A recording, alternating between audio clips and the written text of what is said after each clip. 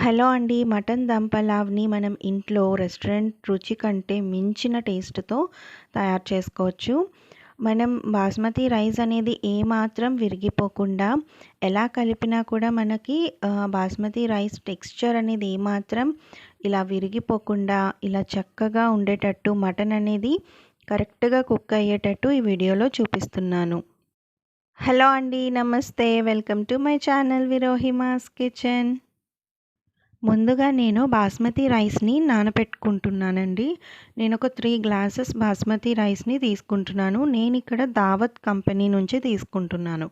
3 glasses of basmati రైస్‌ని తీసుకొని శుభ్రంగా వాష్ చేసుకోండి. ఒక్కసారే వాష్ చేయండి బాస్మతి రైస్ కాబట్టి.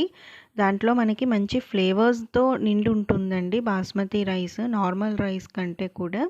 కాబట్టి ఎక్కువ కలిపేస్తూ మిక్స్ చేయకూడదు. జస్ట్ నార్మల్‌గా ఒకసారి వాష్ చేసుకుంటే సరిపోతుంది. అలా మనం ఒకసారి వాటర్‌తో వాష్ చేసుకున్నాక నార్మల్ డ్రింకింగ్ వాటర్‌ని యాడ్ చేసుకొని నానబెట్టుకోవడానికి పక్కన పెట్టి ఉంచుకోండి. ఈలోగా నీట్‌గా కడిగి పెట్టుకున్న మటన్‌లో మనం ఒక 1 టేబుల్ స్పూన్ అల్లం వెల్లుల్లి పేస్ట్‌ని, ఒక హాఫ్ టేబుల్ స్పూన్ పసుపు, అలానే ఒక 2 టేబుల్ స్పూన్ల కారం యాడ్ చేసుకొని బాగా మిక్స్ చేసుకోండి. నేను ఇందులో ఒక టేబుల్ స్పూన్ పెరుగు కూడా యాడ్ చేస్తున్నాను. పెరుగు కూడా యాడ్ చేయడం వల్ల మనకి మటన్ అనేది సాఫ్ట్‌గా కుక్ అవుతుంది. ఇవన్నీ బాగా కలిసేటట్టు బాగా మిక్స్ చేసుకొని ఒక 10 మినిట్స్ పక్కన పెట్టైనా ఉంచుకోండి. ఇలా 10 మినిట్స్ పక్కన పెట్టి ఉంచుకున్నాక మనం దీన్ని కుక్కర్‌లో పెట్టి బాయిల్ చేయాలి.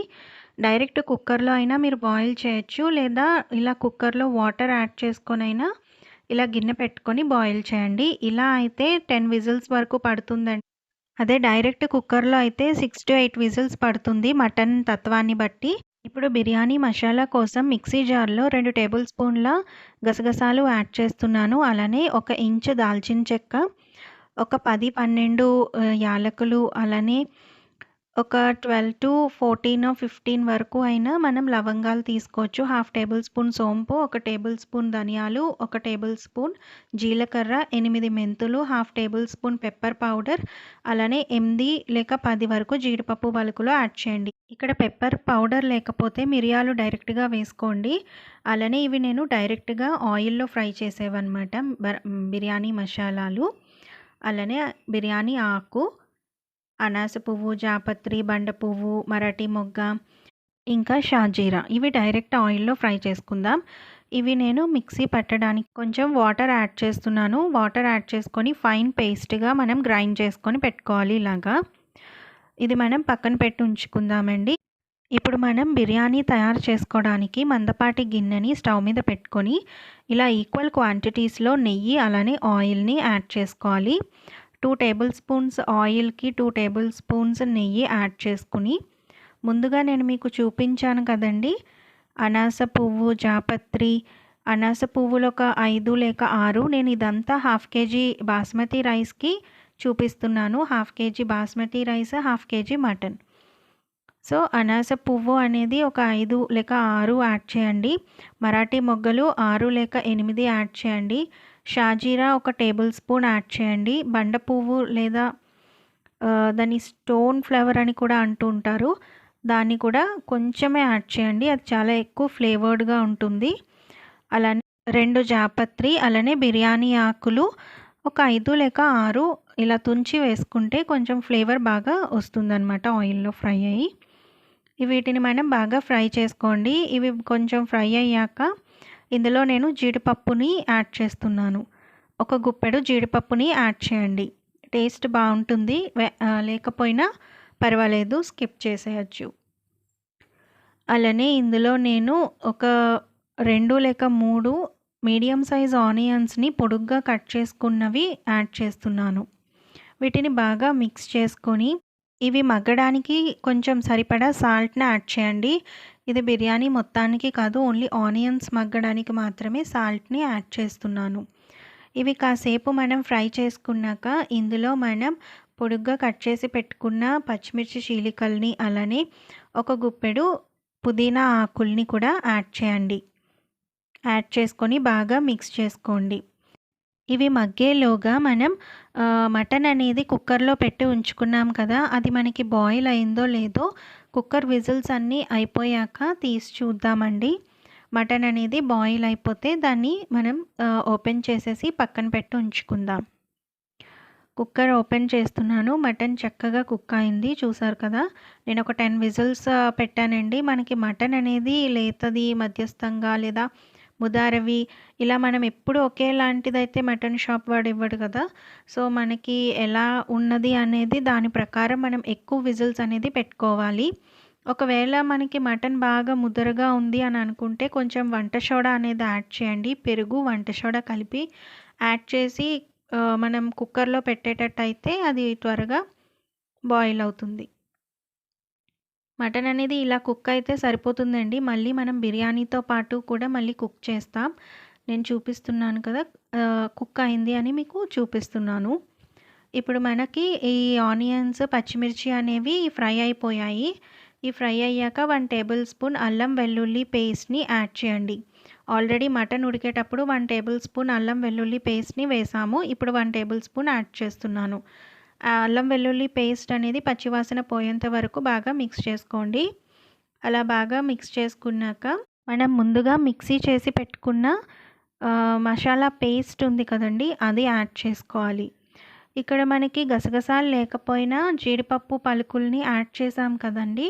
అలా అయినా సరిపోతుంది. గసగసాలు లేకపోతే ఏమీ భయపడక్కర్లేదు. అది లేకపోయినా జీడిపప్పుల్ని యాడ్ చేసి మనం గ్రైండ్ చేస్తే మంచి పేస్ట్ టెక్స్చర్ అనేది వస్తుంది.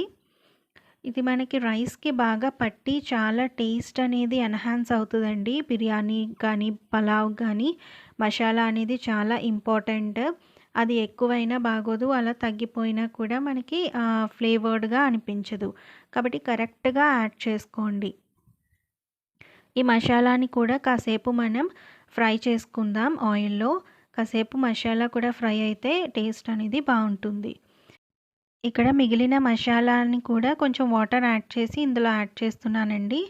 మసాలా మనకి అడుగంటకుండా ఉంటుంది. కొంచెం వాటర్ యాడ్ చేసుకొని ఇలా మిక్స్ చేసుకుంటే మసాలా అంతా మనకి ఫ్రై అయిపోయాక మనం ముందుగా బాయిల్ చేసి పెట్టుకున్న మటన్ని యాడ్ చేయండి. బాయిల్ చేసుకొని పెట్టుకున్న మటన్ని యాడ్ చేస్తే ముందుగా మనం బాయిల్ చేసుకున్నాం కాబట్టి మటన్ అనేది బాయిల్ అవ్వలేదు అనే ఆలోచనే ఉండదు మనకి. చాలామంది బిర్యానీలో డైరెక్ట్‌గా మటన్ యాడ్ చేస్తారు. అది సరిగ్గా కుక్ అవ్వదు, బాగోదు. ముందుగానే ఇలా మటన్‌ని మనం బాయిల్ చేసుకొని పెట్టుకోవాలి. డైరెక్ట్ కుక్కర్‌లో అయినా మీరు బాయిల్ చేసుకోవచ్చు. కొంచెం వాటర్ అలానే పెరుగు యాడ్ చేసుకొని. లేదు అంటే నేను చూపించిన విధంగా కుక్కర్‌లో వాటర్ యాడ్ చేసుకొని గిన్నె అందులో పెట్టి కూడా కుక్ చేసుకోవచ్చు. ఇప్పుడు మనకి ఇందులో వాటర్ అనేది మటన్ ఉడకపెట్టిందే యాడ్ చేసాము కదండీ! అదొక 2 గ్లాసెస్ ఉంటుంది. సో, అది కౌంట్ గుర్తుపెట్టుకొని మనం బాస్మతి రైస్‌కి తగ్గ వాటర్‌ని యాడ్ చేయాలి. బాస్మతి రైస్‌కి ఒక గ్లాస్ రైస్‌కి 1.25 గ్లాస్ వాటర్‌ని యాడ్ చేస్తాము. నార్మల్‌గా కరెక్ట్‌గా రావాలి హోటల్ స్టైల్‌లో లాగా మనకి రైస్ అంటే అలాగండి. కొంచెం మెత్తగా ఉండాలి అని అనుకుంటే ఒక గ్లాస్ రైస్‌కి 1.5 గ్లాస్ వాటర్ వేసుకోండి. ఇది జాజికాయ అండి. కొంచెమే వేయండి. కొంచెం గ్రేట్ చేసుకొని వేసుకోండి. లేదా ముందు మనం మసాలా పేస్ట్ చేసుకున్నప్పుడు అందులో అయినా చిన్నది గ్రేట్ చేసుకొని వేసుకుంటే సరిపోతుంది. ఇది మంచి ఫ్లేవర్‌ని ఇస్తుందండి మనం బిర్యానీలోకి. ఇప్పుడు మనకి ఇది బాగా మరుగుతుంది కదా! మళ్ళీ మటన్ మనం బిర్యానీ మసాలాలతో బాగా కుక్ అవుతుంది. ఇప్పుడు నేను సాల్ట్‌ని అడ్జస్ట్ చేసుకొని వేసుకోవాలి.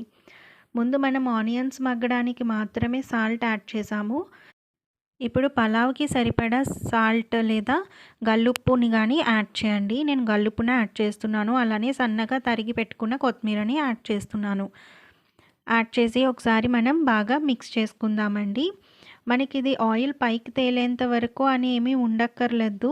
జస్ట్ మనం నార్మల్‌గా మటన్‌కి ఈ మసాలాలు పట్టేలాగా కాసేపు ఉంచుకుంటే సరిపోతుందండి. ఆల్రెడీ మనం మటన్ బాయిల్ చేసిన వాటర్ అయితే 2 గ్లాసెస్ ఉంటుంది అని చెప్పాను కదా! అది గుర్తుపెట్టుకొని మిగిలిన వాటర్‌ని కూడా ఇందులో యాడ్ చేయండి. మొత్తం బాస్మతి రైస్‌కి ఎంతైతే వాటర్ మనం యాడ్ చేసి కుక్ చేయాలి అనంటే నేనిక్కడ 3 గ్లాసెస్ ఆఫ్ బాస్మతి రైస్‌ని తీసుకున్నాను.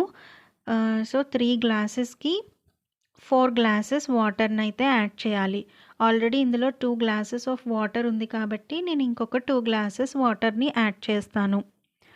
నాకు ఎంతో పర్ఫెక్ట్‌గా రైస్ అనేది ఏమాత్రం పలుకు లేకుండా అలానే విరిగిపోకుండా చాలా వచ్చింది. నేను మీకు ఫైనల్‌గా కూడా చూపిస్తానండి. సో, ఇదంతా మనం బాగా మిక్స్ చేసుకున్నాక మీరు ఇదే పద్ధతిలో చేసుకోండి. మీకు కూడా పర్ఫెక్ట్‌గా మటన్ దమ్ పలావ్ అనేది రెస్టారెంట్‌ని మించిన టేస్ట్‌తో వస్తుంది. ఇప్పుడు మనకి కరెక్ట్‌గా ఇది బాయిల్ అయింది. ఈ టైంలో మిగిలిన వాటర్‌ని నేను బాస్మతి రైస్‌ని నానపెట్టాం కదా! ఆ వాటర్‌ని మాత్రమే ఇందులో యాడ్ చేస్తాను. ఎందుకంటే మనకి వాటర్‌లో బాస్మతి రైస్ యొక్క ఆ ఫ్లేవర్ అనేది బావుంటుందండి. సో, దీన్ని మనం పాడేయకూడదు. ఆల్రెడీ మనం వాష్ చేసిన రైస్‌లోనే డ్రింకింగ్ వాటర్‌ని యాడ్ చేసాము. ఆ డ్రింకింగ్ వాటర్‌ని ఇలా కొలత ప్రకారం మనం గ్లాస్ తీసుకుని గ్లాస్‌తో మనం కొలుచుకొని వేసుకుందాం. నాకింకా 2 గ్లాసెస్ ఆఫ్ వాటర్ అయితే పడుతుంది. సో, నేను 2 గ్లాసెస్ అనేది ఈ బాస్మతి రైస్‌ని నానబెట్టుకున్న వాటర్‌ని యాడ్ చేసుకుంటున్నాను. ఇలా వాటర్ అనేది మనకి యాడ్ చేసుకున్నాక బాగా మరగాలండి. మనకి పొంగు అనేది రావాలి. అది మనకి ఎసరు అనేది మరిగాకే మనం స్ట్రెయిన్ చేసి పెట్టుకున్న ఆ బాస్మతి రైస్‌ని ఇందులో యాడ్ చేయాలి. మనం ఈ వాటర్‌ని యాడ్ చేసేసాక మనకి మరుగుతుందనమాట ఈ వాటర్ అంతా. మనకి బాయిలింగ్ వచ్చాక అప్పుడు ఆ రైస్‌ని మనం ఇందులో యాడ్ చేసుకుందాం. పలావ్ అయినా, దమ్ బిర్యానీ అయినా, దమ్ పలావ్ అయినా ఏదైనా పేరు ఏదైనా మనం ఇలా ఇంట్లోనే తయారు చేసుకోవడం వల్ల మనకి హెల్త్ అలానే స్ట్రెంగ్త్ బావుంటాయండి. బయట కొనే వాటిలో మనం చూడం కదా ఎంత హైజీనిక్‌గా చేస్తారు అని.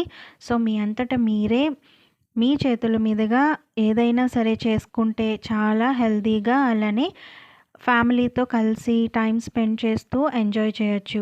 బిర్యానీ అనేది, పలావ్ అనేది ఎవరికైనా చాలా నచ్చే ఒక ఫుడ్ ఐటెమ్ కదా! చాలామంది కనెక్ట్ అయిపోతారు. ఏది వెజ్ అయినా సరే, నాన్ వెజ్ అయినా సరే. అండ్ మటన్ దమ్ బిర్యానీ లేదా మటన్ దమ్ పలావ్ ఏదైనప్పటికీ చాలామంది చాలా సెపరేట్‌గా ఈ మటన్ బిర్యానీస్‌ని, పలావ్స్‌ని చాలా ఇష్టపడుతూ ఉంటారు. సో, ఈ ప్రాసెస్‌లో మీరు చేసుకుంటే నిజంగా పక్కాగా పర్ఫెక్ట్‌గా ఉండే ఒక మటన్ దమ్ పలావ్‌నైతే మీరు చేసేసుకోవచ్చు. సాల్ట్ అనేది మనం ఈ ఎసెట్‌లో కొంచెం టేస్ట్ చూసుకొని యాడ్ చేసుకోవాలండి. సరిపోకపోతే ఈ టైంలోనే యాడ్ చేసుకుంటే మంచిది. మనకి రైస్ వాటర్ అనేది మనకి ఉప్పగా ఉండాలి. అప్పుడే కరెక్ట్‌గా రైస్‌కి సాల్ట్ అనేది కరెక్ట్‌గా ఉంటుంది. ఇప్పుడు నేను మరుగుతున్న ఎసెట్‌లో బాస్మతి రైస్‌ని యాడ్ చేసేస్తున్నాను. యాడ్ చేశాక ఒకసారి బాగా మిక్స్ చేసుకోండి. మొత్తం రైస్ అంతా వాటర్‌లో కలిసేటట్టు ఒకసారి మిక్స్ చేసుకోండి. ఎక్కువ మరీ కలిపేయొద్దు. జస్ట్ మొత్తం రైస్‌కి వాటర్ అంతా ఈవెన్‌గా స్ప్రెడ్ అయ్యేటట్టు మిక్స్ చేసుకోండి. మిక్స్ చేసుకున్నాక మనకి ఇది ఒక 60-70% అనేది కుక్ అవుతూ ఉంటుంది కదా! అలా కుక్ అవుతూ ఉన్నప్పుడే నేను స్టవ్ ఆఫ్ చేసేస్తాను. ఎందుకు అంటే నేను దీన్ని తీసుకెళ్ళి కుక్కర్‌లో పెడతానండి. కుక్కర్‌లో పెట్టి దమ్ చేస్తాను. అది ఎలాగో నేను మీకు ఈరోజు చూపిస్తాను. మనకి ఇది ఇలా మరుగుతూ ఉన్నప్పుడు మధ్య మధ్యలో కలుపుకుంటూ ఉండండి. మనకి రైస్ అనేది ఎంతవరకు కుక్ అయిందో అర్థమవుతుంది. ఇప్పుడు మనకి ఇది ఒక 60% వరకు కుక్ అయిందండి బాస్మతి రైస్ అనేది. ఇంకొక 10% అంటే 70% వరకు నేను కుక్ చేసుకుంటాను. ఈ టైంలో ఒక ఫుల్ లెమన్‌ని మనం స్క్వీజ్ చేసేసుకుందాం ఇందులో. లెమన్ జ్యూస్ యాడ్ చేయడం వల్ల మనకి ఈ బాస్మతి రైస్ ఏదైతే ఉందో అది మనకి బ్రేక్ అవ్వకుండా స్టిఫ్‌గా ఉంటుందండి. చాలా పర్ఫెక్ట్‌గా మనకి స్టిఫ్‌గా ఉంటుంది. ఇప్పుడు నేను ఇలా వాటర్ ఇలా కొంచెం ఉంచుకోవాలండి. మరీ డ్రై అయిపోయినట్టు మనం స్టవ్ పైనే చేయకూడదు.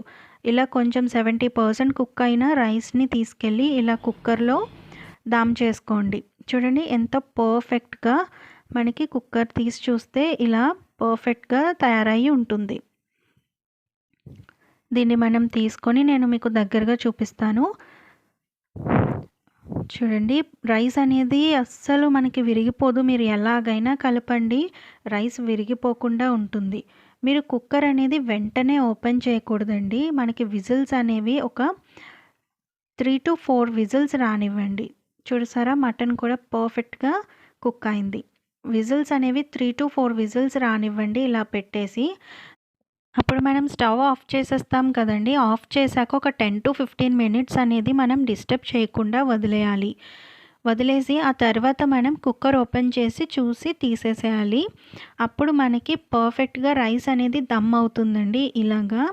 చాలా పర్ఫెక్ట్‌గా ఉంటుంది. మీరు ఇలానే నేను చేసిన పద్ధతిలోనే తయారు చేయండి. కొంచెం ఓపికగా చేసుకుంటే ఎంతో టేస్టీగా అండ్ ఎంతో హెల్తీగా మనం ఇంట్లోనే ఈ మటన్ దమ్ పలావ్‌ని తయారు చేసేసి ఫ్యామిలీతో ఎంజాయ్ చేయొచ్చు. అలానే చిన్న పిల్లలకి గానీ, పెద్దవాళ్ళకి గానీ అందరికీ చాలా నచ్చుతుందండి. ఇందులో మనం ఓన్లీ రైతాతో సర్వ్ చేసేసుకున్న చాలా బావుంటుంది. ఇప్పుడు కాస్త చల్లారాక చూపిస్తున్నానండి రైస్ అనేది ఎలా ఉందో. ముందు మనకి అది చాలా వేడిగా ఉండటం వల్ల స్మోక్ వచ్చేస్తుంది కదా! పొగ వచ్చేస్తుంది. ఆ స్టీమ్ అనేది నాకు కెమెరాకి పట్టి మీకు సరిగ్గా కనిపించట్లేదు అని చెప్పి ఇలా కుక్కర్‌లో నేను దమ్ చేయడం వల్ల కింద అస్సలు ఏవి మాడనేది పట్టకుండా చక్కగా ఉంటుందండి రైస్ ఇలాగా. సైడ్స్ నుంచి తీసుకోవాలండి బిర్యానీ ఎప్పుడూ కూడా. మధ్యలో అది గరిటె పెట్టేసి లాగేసి తీసేయకూడదు. బ్రేక్ అయిపోద్ది రైస్. కానీ ఇది ఎలా తీసినా మనకి బ్రేక్ అయితే అవ్వదు. చాలా బావుంటుంది. అందరూ ట్రై చేసి తప్పకుండా మీ ఫీడ్‌బ్యాక్‌ని నాకు కామెంట్స్‌లో తెలియచేయండి. అండ్ సబ్స్క్రైబ్ చేసుకోండి. చాలామంది సబ్స్క్రైబ్ చేయట్లేదు చూస్తున్నా కూడా. Please like, share and subscribe my channel విరోహిమాస్ కిచెన్. బాయ్.